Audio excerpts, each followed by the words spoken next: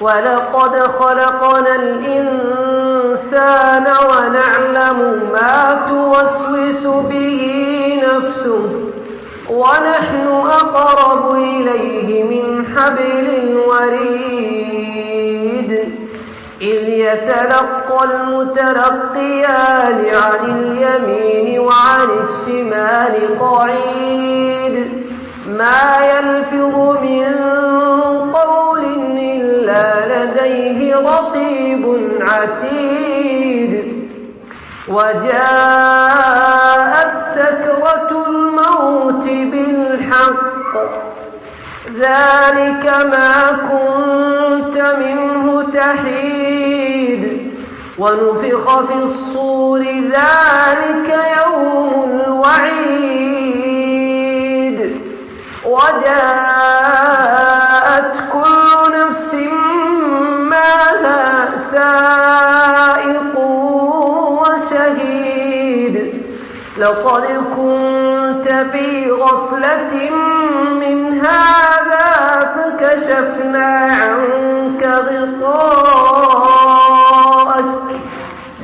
فكشفنا عنك غطاءك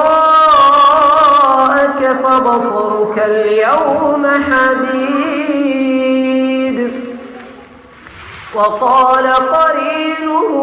هذا ما لدي عتيد ألقيا في جهنم كل كفار عنيد مناع للخير معتد مريب الذي جعل مع الله إلها آخر فألقياه في العذاب الشديد قال قرينه ربنا ما أطغيته ولكن كان في ضلال بعيد قال لا تختصموا لدي وقد قدمت إليكم بالوعيد ما يبدل القول لدي وما أنا بظلام للعبيد يوم نقول لجهنم هل امتلأت وتقول هل من مزيد وأزلفت الجنة للمتقين غير بعيد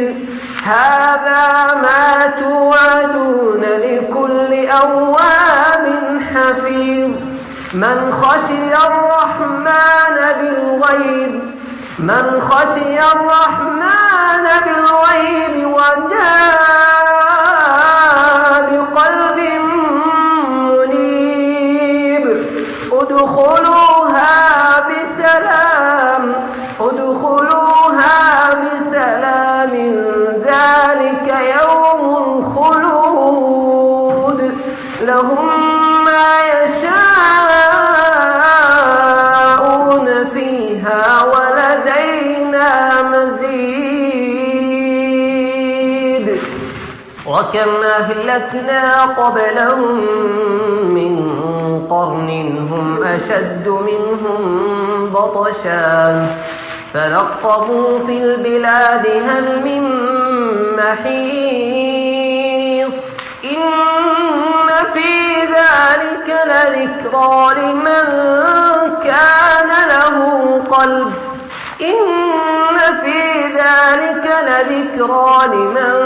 كان له قلب أو ألقى السمع وهو شهيد ولقد خلقنا السماوات والأرض وما بينهما في 6 أيام وما مسنا من لغوب فاصبر على ما يقولون وسبح بحمد ربك قبل طلوع الشمس وقبل الغروب ومن الليل فسبحه وأدبار السجود واستمع يوم ينادي المناد من مكان قريب يوم يسمعون الصيحة بالحق ذلك يوم الخروج إنا نحن نحيي ونميت وإلينا المصير